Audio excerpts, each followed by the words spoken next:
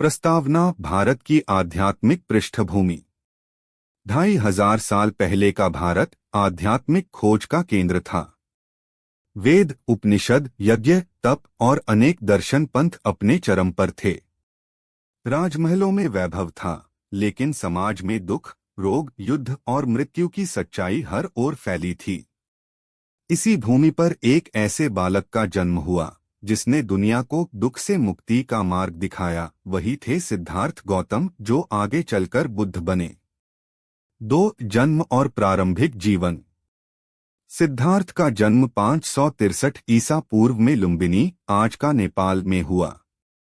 उनके पिता शुद्धोधन शाक्य गणराज्य के राजा थे और माता माया देवी कोमल स्वभाव की रानी। कथा के अनुसार माया देवी ने एक स्वप्न देखा जिसमें एक सफेद हाथी उनके गर्भ में प्रवेश करता है। इसका अर्थ था कि उनके गर्भ से कोई महान आत्मा जन्म लेगी। जन्म के 7 दिन बाद ही माया देवी का देहांत हो गया और सिद्धार्थ का पालन उनकी मौसी महाप्रजापति गौतमी ने किया।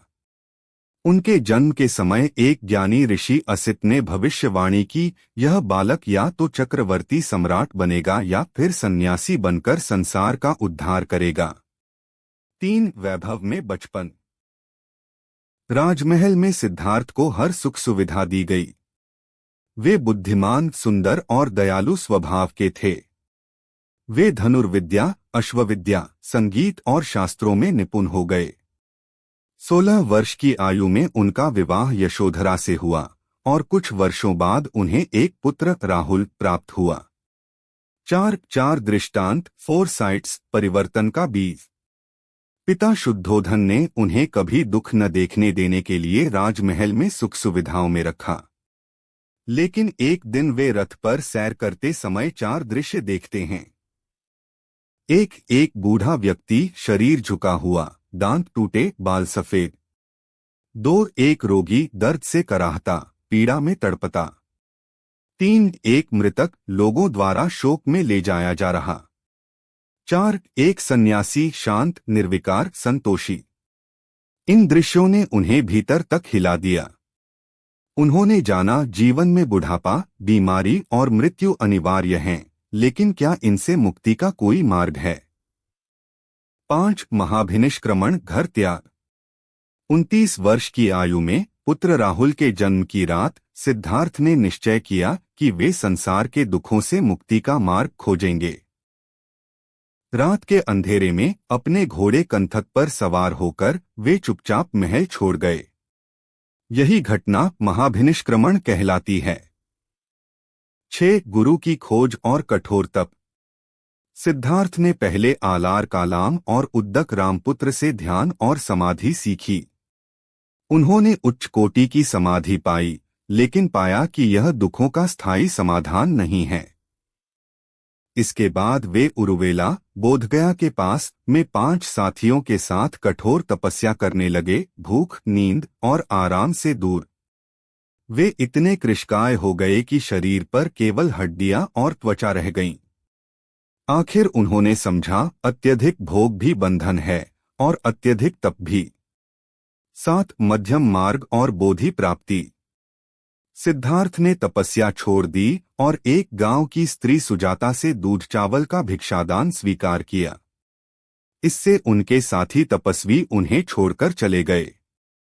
फिर वे निर्जन पीपल वृक्ष, बोधि वृक्ष के नीचे बैठे और प्रण किया, जब तक सत्य न मिल जाए मैं यहां से नहीं उठूंगा। रात में प्रथम प्रहर उन्होंने अपने अतीत के जन्मों को देखा। मध्य प्रहर सभी जीवों के जन्म मरण का चक्र देखा। अंतिम प्रहर उन्होंने 4 आर्य सत्य का साक्षात्कार किया।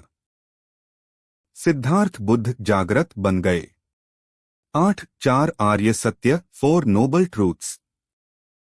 1 दुख, जीवन में दुख है, जन्म, बुढ़ापा, रोग, मृत्यु, प्रिय से बिछुड़ना, अप्रिय से मिलना।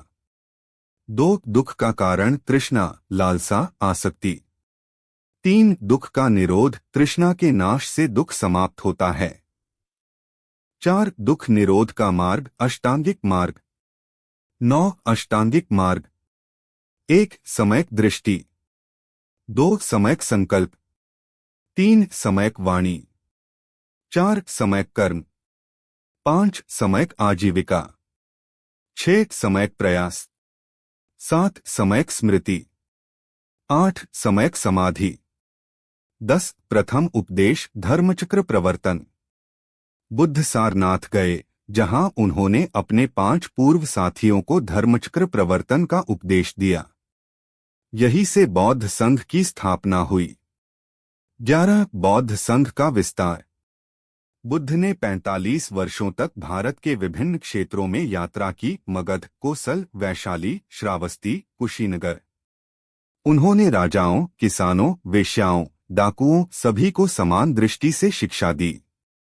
उनके शिष्य आनंद, महाकश्यप, सारिपुत्र, मौदगल्यायन महान प्रचारक बने। 12 मुख्य शिक्षाएं। करुणा और मैत्री भाव, अनित्यता, सब कुछ बदलता है, अनात्मा, कोई स्थायी आत्मा नहीं, मध्यम मार्ग, कर्म और पुनर्जन्म। 13 विरोध और चुनौतियां। कई ब्राह्मण पुरोहित बुद्ध की लोकप्रियता से असंतुष्ट थे।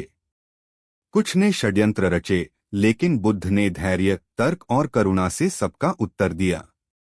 14 महापरिनिर्वाण।